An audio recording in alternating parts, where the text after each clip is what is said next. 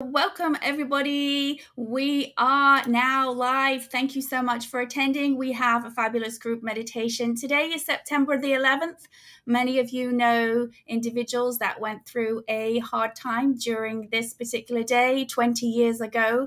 If you happen to catch our cosmic chats, you will have a lovely one from Brandon Williams, who was there on literally across the street as the towers came down and talked about still having PTSD.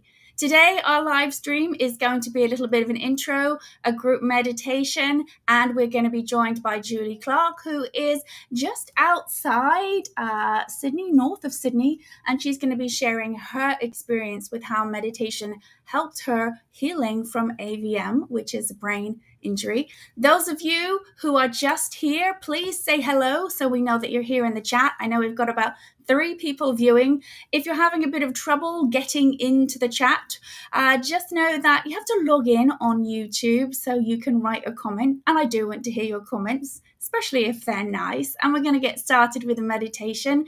Those of you who don't know, who are wondering, what is this person talking from seemingly a child's bedroom? Well, my name is Paula Newman. I'm the founder of Aware Meditation Inc. That is a new nonprofit based in Los Angeles, California. Hi there, Jubehead 101. Yes, you might enjoy my laugh. And we started up and changed the meditation to nonprofit right as COVID hit the globe. And we are delighted that there have been enough lift in restrictions in Los Angeles that in October we can start our first outreach course, designed originally for large groups, but with COVID we have to amend that a bit. If you want to check out where we're at, go to awaremeditation.com. All the information will be in the description. Hi, Dana. So glad that you said hello. Makes us feel loved.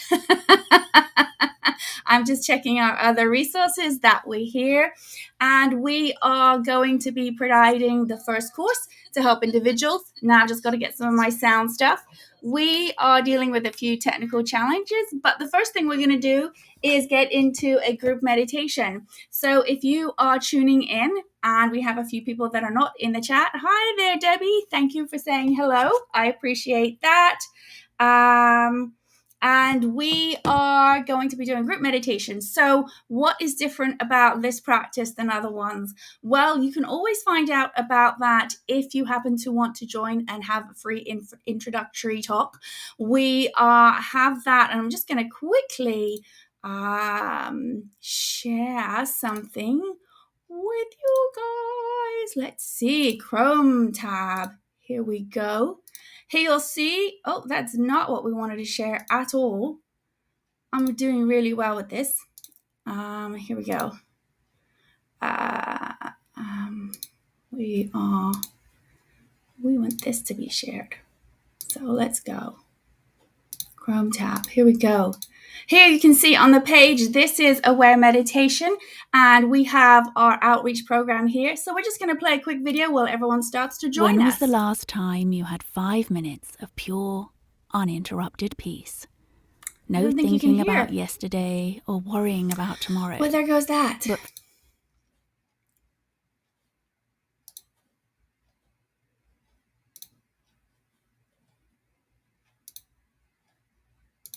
Okay, so thank you for my patience. Those of you who wish to, I'm going to try this one more time and quickly share this window really quick.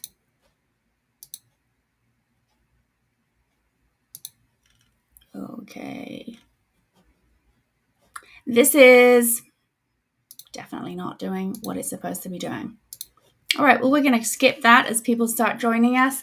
Please say hello in the chat. So the meditation practice, if you want to find out more, please go to the website and have the links below. We can tell you that basically meditation has 2 types of practice, concentration and non-directive practices. Concentration practices are those that, oh, you did have the audio the first time. I guess it was just me then. Thank you. The concentration practices are ones that you can actually find on YouTube. You can follow them along. You can enjoy the guided meditations. It is a fabulous trip and actually helps the mind go to a state of rest. Non-concentration practices actually bring the mind more inward so they're not in an outward state where they are focusing and placing their attention on elements.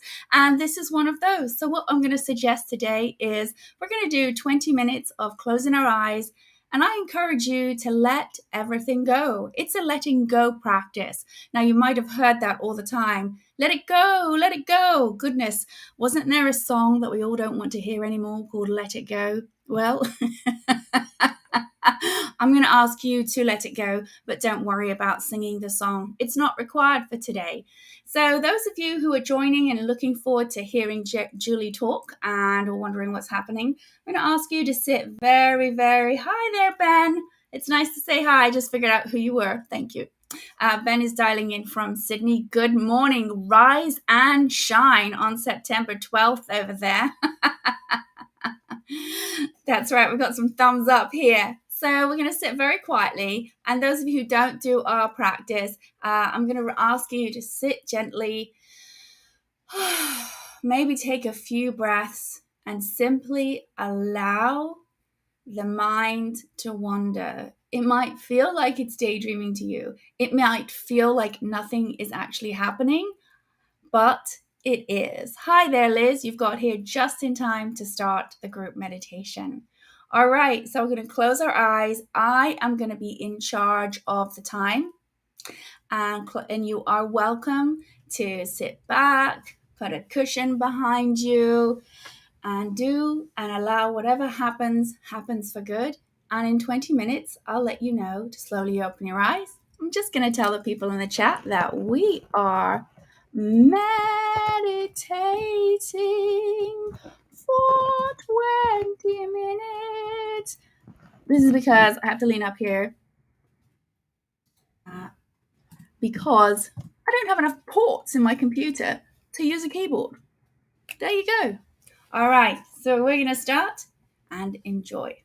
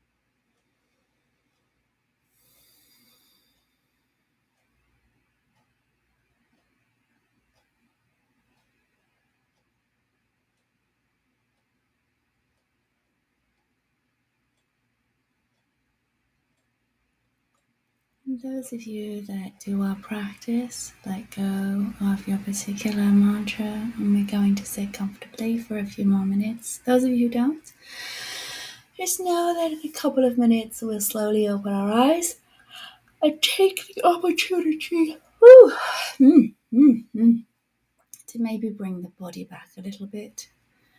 Wiggling of the toes or the fingers. Stretch here and there. I'm going to let you know when I'm going to slowly open our eyes for everyone.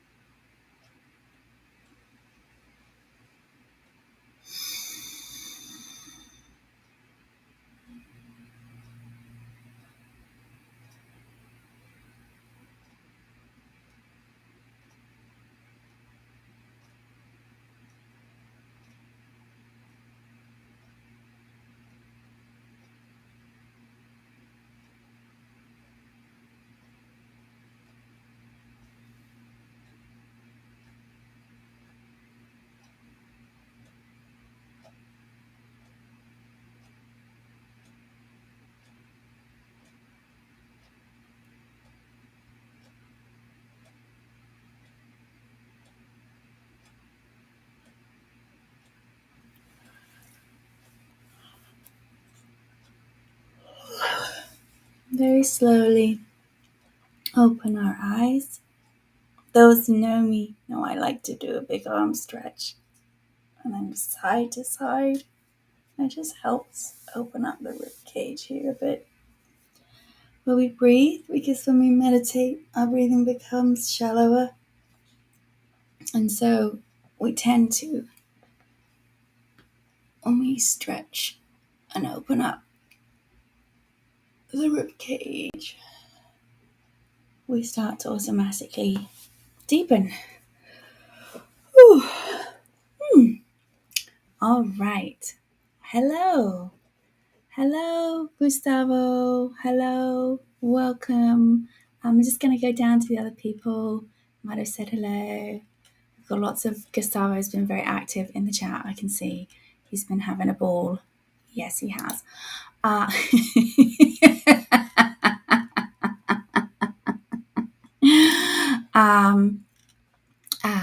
What we're going to do right now is go to our guest. First of all, I want to show you guys our upcoming events here really quickly. For those who are still coming out of meditation, we might need just a little bit of a minute or so. And here we have our homepage of Aware Meditation. If you go there, you should get a pop-up to be part of the news blast, as that's the best way to have our information. You'll see our mission statement here, and then followed is our global initiative. We wish to be in alignment with the United Nations 17 Sustainable Development Goals. That's a mouthful. And our global outreach initiative that we're beginning. We also have the book here, Vedic Meditation Stories. It is an ebook, and our guest today did submit a story about how meditation has helped her. This is available on Amazon free if you have Amazon Prime, I believe everywhere, and you get one free ebook a month. And this is endorsed by Kelly Noonan, who wrote the Heal documentary. It's a beautiful documentary on Netflix about how the body can self-heal. This is the only publication currently that has true stories from people who've learned the practice and how it's made a difference in their life. And I highly recommend you check that out. And we have where our various courses are, but you can see today we have some events. And here's Julie. And we have a visualization workshop coming up. And you'll also know that what we have coming up is our free introductory talk for those who are interested in participating in the Boyle Heights Outreach Program. You can find that on Eventbrite. But without more chatter, let me get to our beautiful guest, Julie. I'm going to bring her in and then give her an intro. Okay, here we go. Hi, Julie. Hello from Australia, first up. Well, we've got quite a few Aussies here on the chat.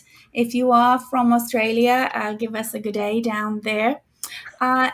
Julie is north outside of Sydney on a farm, correct? Not on a farm, but I do have goats. I'm on a little bit of a land, which is nice. But yeah, I've got goats and a beautiful Springer Spaniel. So yeah. Julie participated in one of our live streams with Yoga Nidra. You have been doing Vedic meditation how long now? Oh gosh, do I have to put years on it?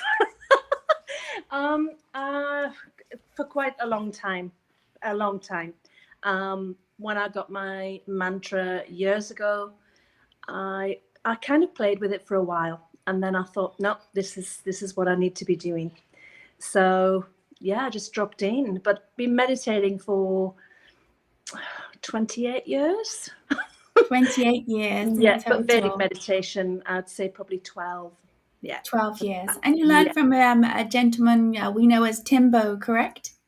Yeah, well, I met Tim when I was studying Ayurveda in Sydney. So Tim Mitchell, he was an absolutely, and I call everybody sausages because we're all linked together.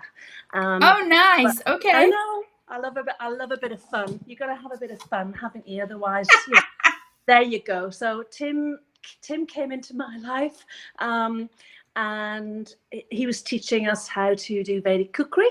Then I found out that he was doing Vedic meditation as well. So I was just absolutely taken aback by the gentleman that's within, and also shares his passion so very delicately as well. So that was what I was drawn to with Mr. Timbo, as he's known. Yes, that's right. That's right. Hello there, Swimming Sammy. So let's go back and track about what exactly we put the general term brain injury, but it's called AVM, correct? Yeah, AVM stands for an arterial venous malformation. So it's some people may think of an aneurysm, or when people have a TIA, mini stroke. But an AVM is actually a malformation that forms anywhere in the body. It can happen at any time. They're usually a birth defect that suddenly shows its awareness in, you might see them on a piece of skin where there's a little a redness that's appeared, like capillaries bursting open. And that's really what an AVM is. But mine was just so happened that mine was front lobal. It was about that long. 3 centimeters long, and it needed to show its face just before I got married. Well, there you are, a little present for you. So this, yes, right. So this happened during a flight to Moscow. Is that right? It was happening on the way to Moscow, and also returning from Moscow back to Heathrow in 1993. So it was quite some time ago, but it was a 13-hour day, a shift. But also I was preparing for my wedding. So the little bit of stress was on, I guess you'd call it. So the headaches had increased dramatically in the time leading up to the wedding. And yes, I was a flight attendant, but I used to live on paracetamol to try and take the pain away in my brain. I didn't know what it was. I was told I had migraine, but at the end of the day, there was something there that needed to be sorted out. And I'm very grateful for that now, because it's taught me so much in life. Even now, it teaches me every day. So we learn from our daily practice. So this happened on the flight, and when you arrived, you were taken to the emergency room, I would imagine? No. I was working with a lovely girl. She was actually a nurse, but she was a flight attendant too, and she observed that I'd been popping paracetamol all flight. So you can only take so many in a day, but I'd finished a packet, you know. And she said, Julie, you need to go straight home, drink loads of water, and you really need to sort that out. But by then, my head was just bursting. I'd started to lose eyesight on my left. I can't remember how I got home, but I was living with my big fiance. Back in the day, you didn't do that. Anyway, I was living with my fiance, ready to get married, and apparently I just landed home. He heard a thump on the floor when I came home, and I'd collapsed. And that's when he called the emergency services he was scared because I was not, I'd passed out. So, and then I was taken red light to a hospital in Reading in Berkshire, where they couldn't operate. They had to transfer me to Oxford Hospital the next morning. I can't remember a thing about it anyway. Robert's just told me what the party was like in the hospital and all the people that I was involved with and the swearing that I did. Oh, my goodness. Yes. I became a Gordon Ramsay in the hospital, apparently. And that's what the brain can do when people have had something happen or an impact. Their personality can change. Well, I had changed. So they needed to sort Julie out, which I'm very glad they did. So now, at this time, you had been doing some meditation or no? None. None. I'd been doing yoga at work when I was flying, but when we started yoga practice, it's more of a physical thing. Yoga nidra back then was something that was, for me, it was a real solace of lying on the floor or on my bed and just relaxing after a long flight. So I actually wasn't aware that was an important part of living way back then. This is when I was in my early 20s. So it really did come to life in 1993 that this was something that I didn't even know I was doing it, but I chose to actually sit and relax in the garden, and I was meditating. I couldn't do anything else. I was unable to do anything else. So while I waited for my brain surgery, because I had to wait for 2 months before I actually got the stereotactic radiosurgery, I had to do nothing. And what do you do when you do nothing? You meditate. So, in the process, where did you begin your practice of the technique that we both share? That was when I came to Australia. So really, really enveloped into that when I came to Australia in 2006. I started to study Ayurveda in Sydney with Dr. Sean Matthews and Dr. Rama Prasad and also Timbo. And that's really when it took hold. Was that meditation practice was literally, it was a daily thing. You could practice it anywhere. You could practice, or I chose to practice whenever, any opportune moment, because I had 2 teenagers at home, as well as a husband and studying. So needing to keep my brain as calm and as relaxed as I could possibly do, knowing that it works. So it was paramount that's part of it. It's a tool that life needs. Now, that seems like a really stressful endeavor without having AVM. Right? Just studying in a teenager in a household that people would turn to meditation quite rightly. And the practice we do can give 2 to 5 times deep rest in 20 minutes. How were people in awe, noticing what had happened to you, and then you were able to cope with all of this with this powerful meditation practice? Don't get me wrong, I've had my moments.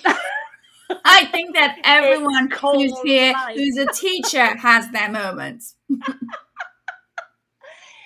Yeah, I'm very realistic. You know, you're bringing up family, you're supporting a husband, moving countries. You know, we emigrated in 2006. So, you know, this brain surgery happened in 1993. But if I hadn't done practices that I'd been doing and surrounded myself with like-minded people, I wouldn't have had that support. So my informed supports back then was so paramount. I've still got friends around the world now in LA and in Los Angeles, 2 of my very good friends.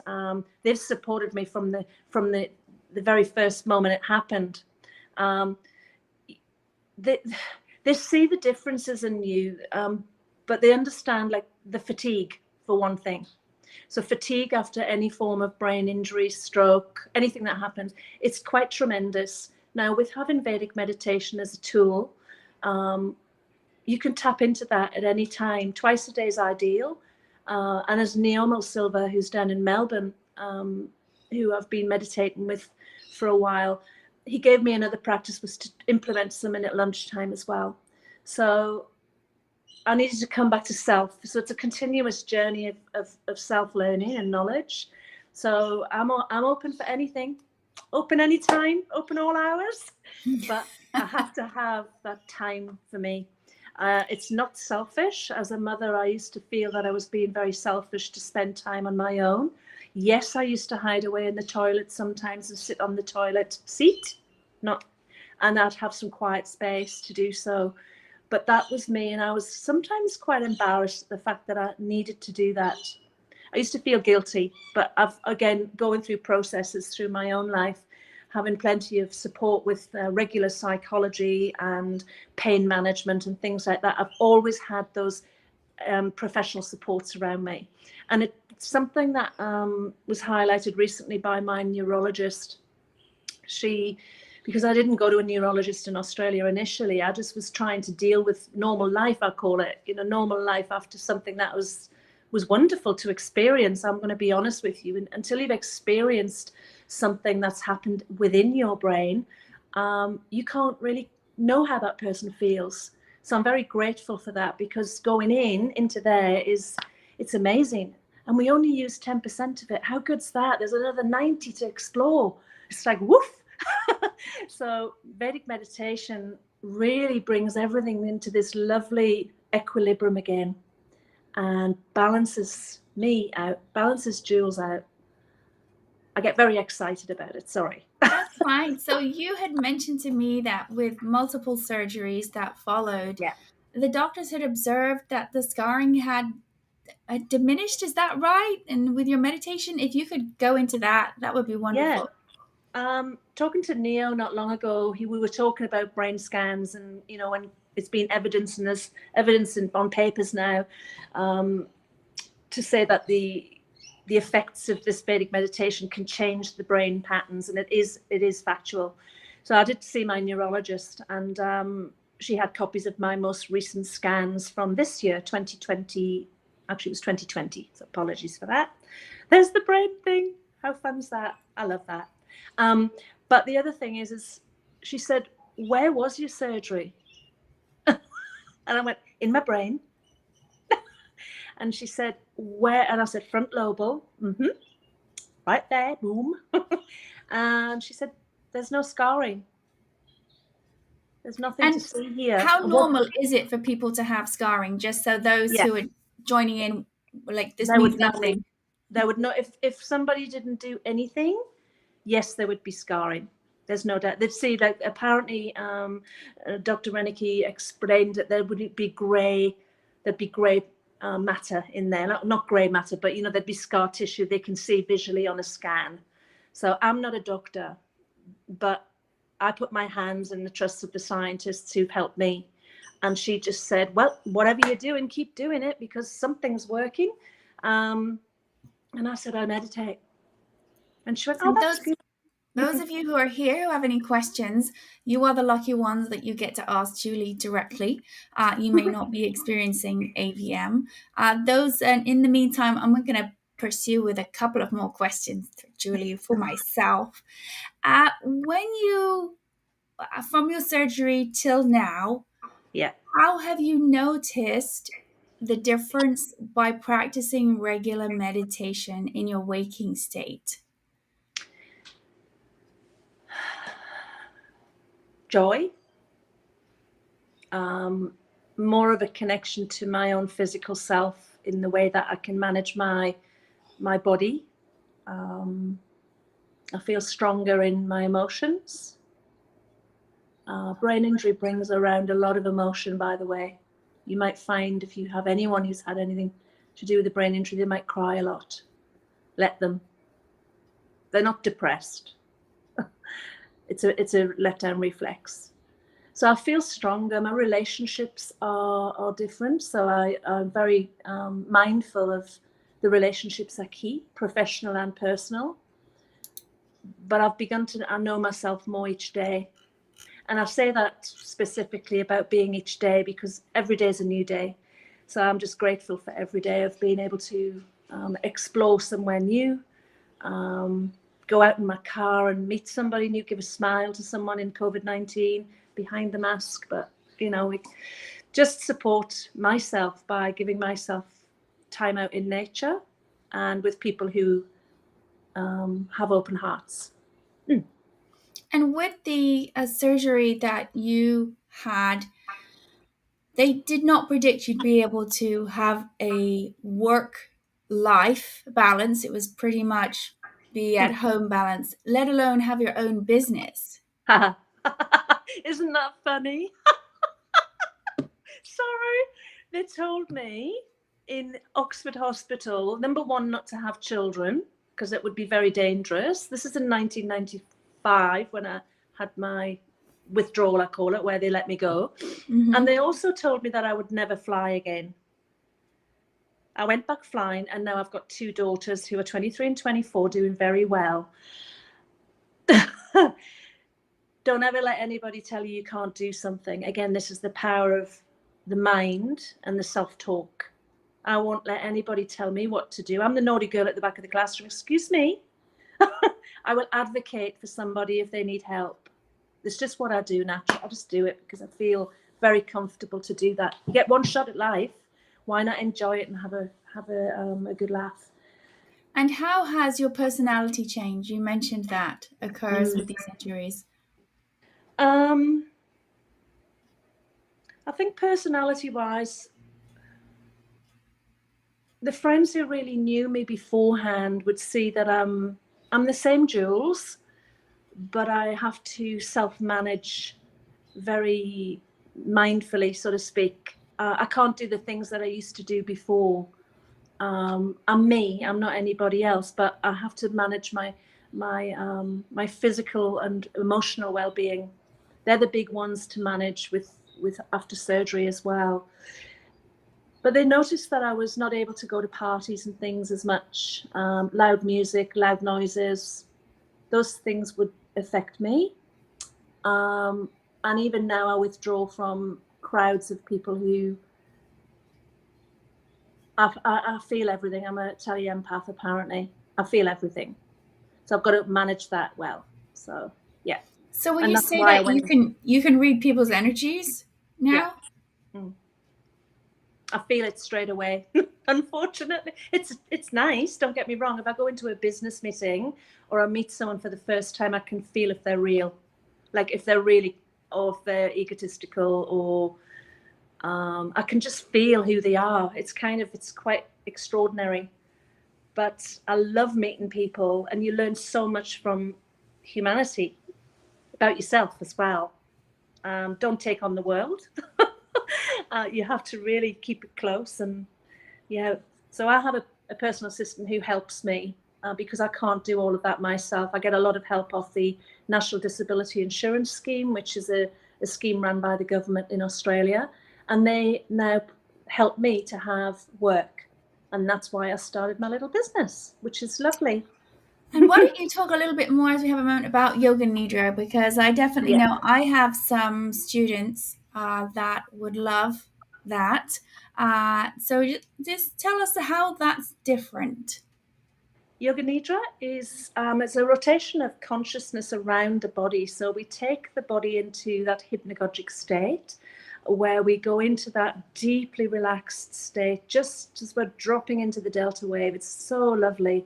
But we start off with a conscious awareness of where we are. We're usually lying down on the floor or on a bed. I don't make people I'll just say make yourself comfortable. But usually it's a lying down, so the spine is nice and straight, as in Vedic meditation. We sit up and the spine is nice and upright or supported. Yoga Nidra is mainly done laying down, covered with a blanket, supported back of the legs if you've got lower back issues, but also with an eye shade on if you feel comfortable. you know where you are, your surroundings, identifying all of that, but also awareness of noises outside in the distance, and you draw the awareness closer towards person's body and being, and then they bring it closer again into themselves, and then they become aware of their whole being. Then we go into some breath work to notice breath, and then we go into a conscious awareness of breathing in and breathing out, and doing a rounds of, like, I do up to 9 breaths in and out, and we do that together. Then we begin, when the yoga nidra process begins, we start a rotation of consciousness of every part of the body, starting with the right hand thumb. I do a traditional yoga nidra as trained with Satyananda yoga, which was many years ago. I learned that up in Mangrove Mountain. But it's now in the form of something called iRest as well, which is created by Richard Miller, Dr. Richard Miller. And that's a really wonderful process as well. I use the traditional yoga nidra because I found that it works for me better. But that's me as a Julie. There's lots of different things out there to help people, but traditional yoga nidra, it's a wonderful experience. And I would really recommend people to have that in your toolkit every day to get your digestive system going just before lunchtime, and have that little 40 minutes of rest if you'd like to. It's 40 minutes, whereas Vedic's 20 minutes. Some people like it, and other people's jump into Vedic meditation. Well, meditation yoga is the different, people can use the words sort of very willy-nilly. And here, and when you're doing some physical activity, everything is opposite in the camera, Paula. Get used to it. Touching the wrong side of my head. The asana is the physical movement. Now we have something called Vedic grounding, which is designed for you to get a deep dive specifically for this meditation. And those of you who are here on the live stream, we have the next one coming up just before the equinox, which is the change of seasons. For us, we're going into winter, and you're about to spring. And hopefully the doors are open for you all to spring at long last down there. We have a class of Yoga Nidra that Julie ran on one of our live streams. So feel free to go and check that out. That's still up on YouTube that you can go into at any time to practice with that. We also have upcoming a few more events where we've got our creative visualization workshop coming up in the beginning of October. And that's open to people who don't yet do Vedic meditation, because we take a very Vedic perspective of that. Next week, I will let you know we do have another guest on our live stream, not quite where you are in Australia, but near on Bondi Beach. We have Matt Ringrose, who is the founder of Bondi Meditation down there, and he has begun, in addition to Vedic meditation, bringing a course called Letting Go. So we're going to hear from him the same time next week, taking advantage of the down unders while they were in lockdown, as it were. I don't think I have any more that have come up on here. We want to thank you so much, Julie, for being part of this event, and hopefully we can start to create, maybe we can have a dial-in event of your Yoga Nidra that we can participate in. And Julie, don't go away. After I cut the live stream, we're going to have a little chat about something up and coming. Those of you who have joined us, please make sure, if you haven't subscribed to the channel, please do so. We hope that we can start to bring the message to more people. Also, go to the website where you can sign up for the newsletter. That will be giving you the events that are up and coming. Instagram always has it up there as well, and there's our Facebook page. We have upcoming on the 19th, you have to check it out, our outreach program having our information session. So let me see if we have this going back to 0 rather than, it doesn't want to refresh. Of course it doesn't want to refresh when we just, okay. I've got something to add, Paula, if it's okay, quickly. Yes. Yeah, very quickly. You mentioned about the 9/11 at the very beginning today. So I'd really like to just to let you know that I was on the aircraft behind that Pan Am. going into 9/11, I was involved in that as well when my children were little. Also involved in Lockerbie. I was on the plane behind that. So as flying crew, we experience a lot. We're not just chicken and beef. There's a lot more goes on behind the scenes with flight crew. So once we get back in those skies and everyone can travel, please just share the love on the planes. Those guys are great. Yes, thank you for that. Thank you for that, Julie. And again, the chat with Brandon Williams, as a thumbnail in that chat, he talks about he lived opposite the two towers and you saw them came down. What happened that day, and still 20 years later, dealing with PTSD from what occurred, and meditation helped. And he is in the entertainment industry, so it's somewhat entertaining to watch. But that can give a little insight of how long PTSD can stay in the system. And right now, I just want to share here. This is where, if you go to Eventbrite, you'll be able to attend the free introductory talk on September the 19th about the outreach program. Okay, that's specifically for the one that's happening in Boyle Heights in Los Angeles. And that will explain the requirements for people to attend and who is eligible to attend. And we will be making sure everything is COVID protocol. So we have to be a little bit more thorough than before. With that, I want to thank everybody who's joined us. We're about to hit that 60 minutes. I want to make sure I don't go over. Much love to you all. Please join us next week for another live stream that we have. And if not, those who did the first creative visualization workshop, we have the refresher tomorrow. And we hope to see you all soon. And any questions, just drop me a line. Thank you again.